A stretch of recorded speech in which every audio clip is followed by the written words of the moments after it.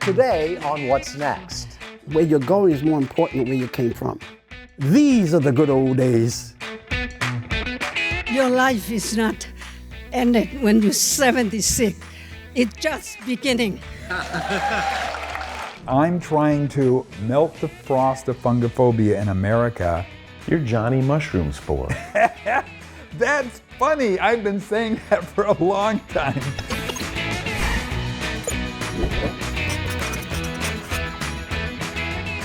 Welcome into Growing Bolder HQ for a fresh episode of What's Next. And if you're looking for inspiration, you have definitely come to the right place.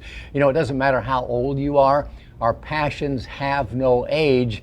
Whether you're 18 or 80, the time to do what you love is right now. So let's get with it. I'm Mark Middleton, and here today with Team GB, Amy Sweezy, Cecily Wilson, and Bill Schaefer. And before we look ahead, let's look back for just a moment. Amy, what's one of the first things that you can remember being passionate about when you were just a young girl?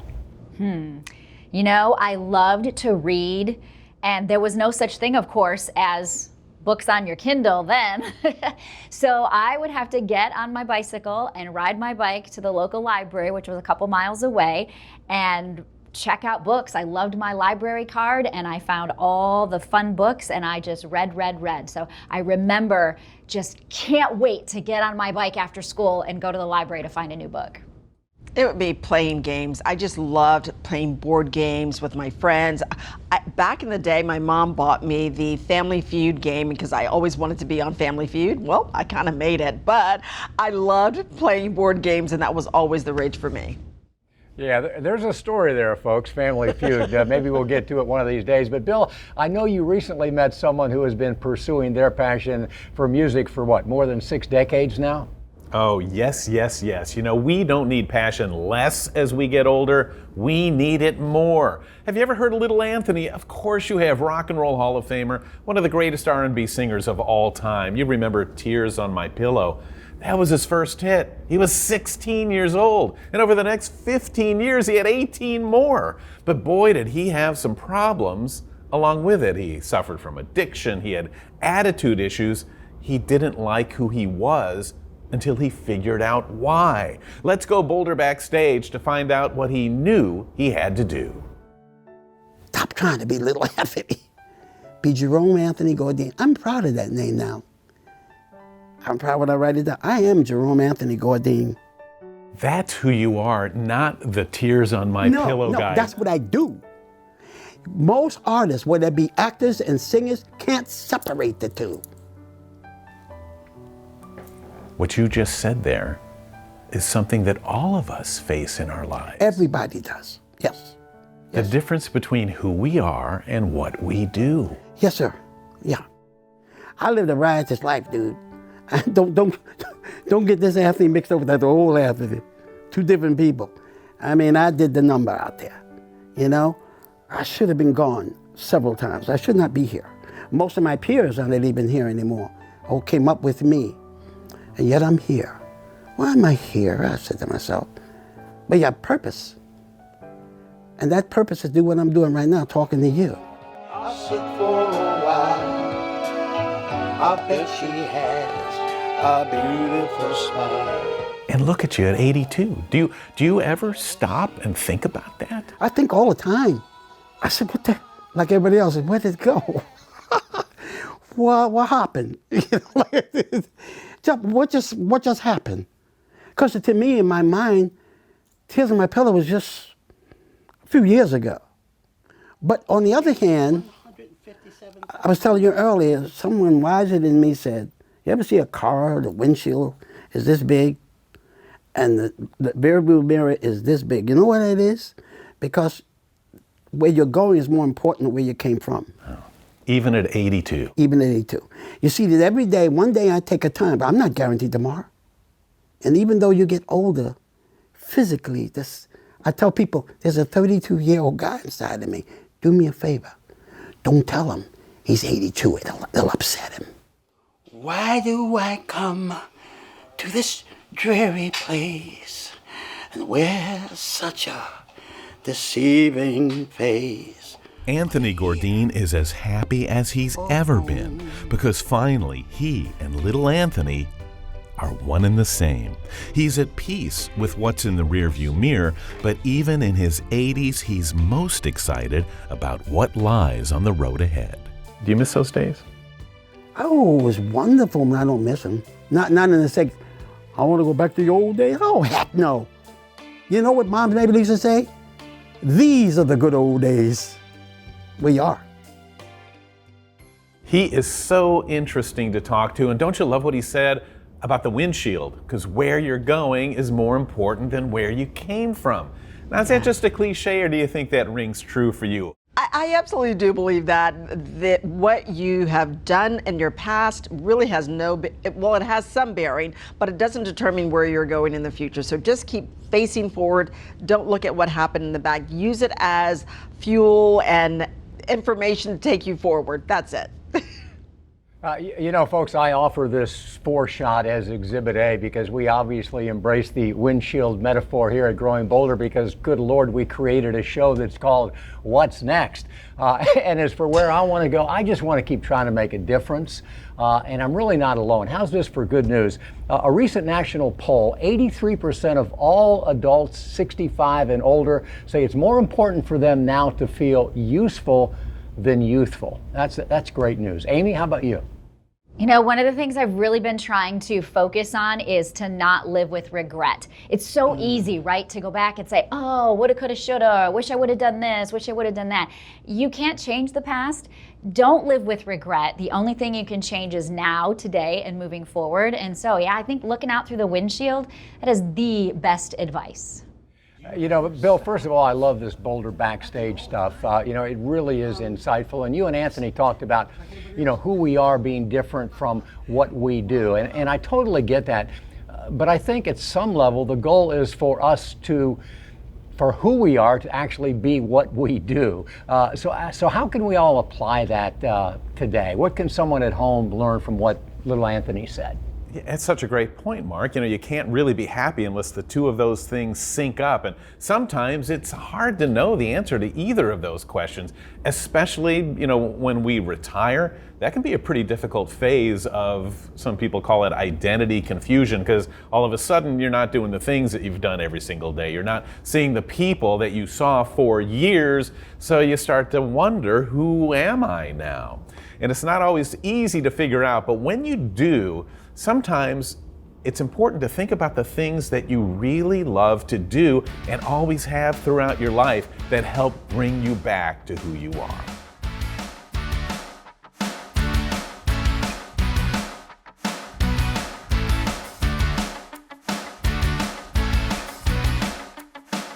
Your life is not ended when you're 76. It's just beginning. Life is about transitions, and there is an art and a science to navigating them. They're about shedding what matters least so we can focus on what matters most. And that's why Growing Bolder is thrilled to partner with Caring Transitions, the nation's most trusted total solutions provider for seniors in these times. Whether it's home cleanouts, downsizing, relocation, estate sales, and so much more, one call handles it all. To get started with a free consultation, visit caringtransitions.com. Welcome back inside Growing Bolder headquarters, or we like to say GBHQ. I'm Amy Sweezy, and our team was just in the Villages, Florida for our Launchpad to What's Next live event. And as part of the entertaining, uplifting, and inspirational program, audiences witnessed a performance by 76-year-old dancing sensation Quin Bommelje. Now, Quin was not just born with this incredible talent. Instead, she was actually nearly 60 years old when she first started taking dancing lessons. Now, flash forward a decade, and Quin was a finalist on America's Got Talent at the age of 71. Her perspective on her later years was short and sweet. I want everybody to know, you know, your life is not ended when you're 76. It's just beginning. And of course, the crowd went wild, as you can imagine. So Quin is proof that passion has no age. We can all do what we love into our 60s, 70s, 80s, and even beyond. Now, Mark, I know that you've given a lot of presentations about the power of creative engagement. So tell us a little bit, how would you say that dance or maybe other creative outlets can benefit our health? You're right, Amy. It really doesn't make much difference. Anything that uses your imagination, it can be dance, but it can be music or art or writing or baking or gardening or scrapbooking. You know, any of it, all of it can reduce anxiety and relieve stress, and it has been proven to improve your immune function. It lowers the risk of Alzheimer's, and it actually can add healthy years to your life, and you don't have to be good at it. You just got to do it. So Bill, you're next. What would you say to someone who can't see themselves in Quin? Because I'm guilty of this myself. She's so good at dancing now, and I'm a terrible dancer. So how would you answer that? Well, first of all, I love what Mark said, because her story is not just about dancing. Her story is about what can happen when you take a chance at something that you always wanted to try but never did. After her first few lessons, Amy, they told her she was terrible. They told her to stop wasting her money on the lessons. And for some reason, it didn't bother her. She wasn't embarrassed. She didn't really care. And here's the point. You don't have to be Jimi Hendrix to play the guitar. Find something you like and do it because you like it. Quin simply shows us that if you stick with it, sometimes you can have more fun and take it farther than you ever dreamed. And it's natural to feel uncomfortable when you're doing things that are not in your element. And I think when we take that chance, like you said, Bill, to take that opportunity to try something new, you may find out that that's where the uncomfort comes from. And then you move into your comfort zone. You're like, oh, wow, I didn't think I would like this, but now I absolutely love it. And do it at your own pace. You don't have to be Jimi Hendrix to play the guitar. You just do it at your own step. And I think when you do that, you step out of your comfort zone and encourage something new. Yeah, it's a great point. Quin's pace obviously required Misha, you know, a guy 30 or 40 years younger than she is, to keep up with her. But the good news is, folks, that, and more of us see this now as an opportunity to continue to express ourselves, to continue growing and learning. In fact, our bold social clip of the week comes from Growing Boulder's own social media channels. Here's what Dr. Ken Dykewald, who's a sociologist, a gerontologist, and an aging researcher, says about a new emerging mentality. You know, there's a lot of attention towards kind of the fountain of youth. What's more important, usefulness or youthfulness? 83% said usefulness.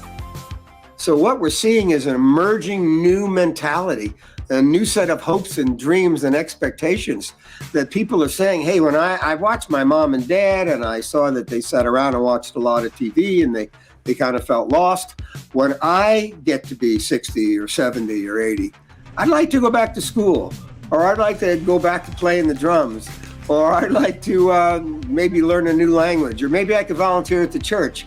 But there are all kinds of ways that maybe I can make a better version of myself going forward. We're not made to withdraw from life. We're made to seize each moment and to value every breath. We're made to be bold, to take risks, and pursue our passions. Don't identify with limitation. Embrace possibility. Stop growing older. Start growing bolder. Find your what's next at growingbolder.com.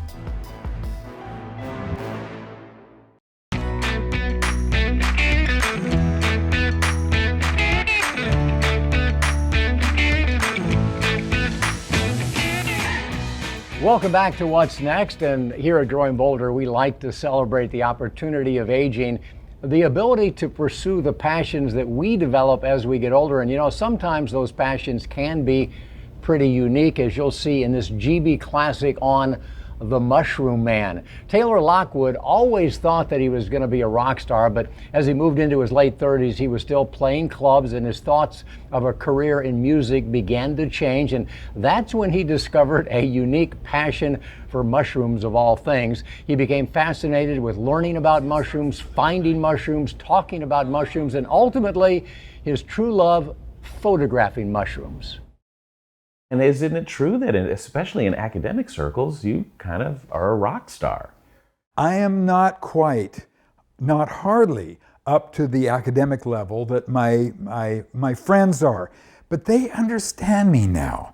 They say, Taylor is a rock and roll mushroom photographer. And almost all of them completely accept what I'm doing, and they realize that they may see a few hundred people a year in their classes, but with my ability, with the computer, with video, the books and so forth, I can reach thousands and thousands of people and spread the message. Suddenly, he discovered his life had taken on a whole new, completely unexpected direction. He'd found his purpose. I'm trying to, as I say, melt the frost of fungophobia in America, and that's a tough one. You're Johnny Mushroom Spore. That's funny. I've been saying that for a long time. The Taylor Mycospore. Yes, that's very cute. That's okay, like that, though, right? Absolutely. And it's accurate. That's absolutely true. There were other mushroom photographers, but I was one of the first to spend a lot of time at the aesthetics and just see, this is what I wanted to do. I wanted to show something that hadn't been done before. And that is a tough road to walk, but it's worth it. It's absolutely worth it because there's so many people that love what you do when you show something that hasn't been done before and you do a really good job at it. Isn't that interesting? Different strokes for different folks. And Bill, you interviewed the Mushroom Man years ago, but I think the moral of the story about being open to inspiration and pursuing our passions, no matter how strange they might be, is pretty timeless, isn't it? You know, I think the deal is, Mark, there are a lot of people that know exactly what it is they love to do, and it's kind of easy. But for other people, they're not real sure. So if someone would have suggested that he give up playing to become the Mushroom Man, he would have thought never in a million years. So again, the takeaway is opportunity is everything. Be open to new things, no matter how weird or offbeat they seem. Look for opportunities, seek them out, and you never know, you might just change your life in ways that you can't even imagine. You're likely to be faced with helping a loved one through a life transition, and Caring Transitions can partner with you during this time. We offer a customized approach to each individual for downsizing, home cleanouts, estate sales, online auctions, and more. With more than 280 locations nationwide, our experts are here to provide compassionate care and help you manage it all. Learn more with a free consultation at caringtransitions.com.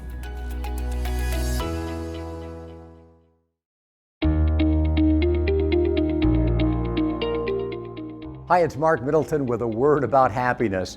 Research has proven that being poor makes you miserable, but once basic needs are met, money really doesn't have much impact.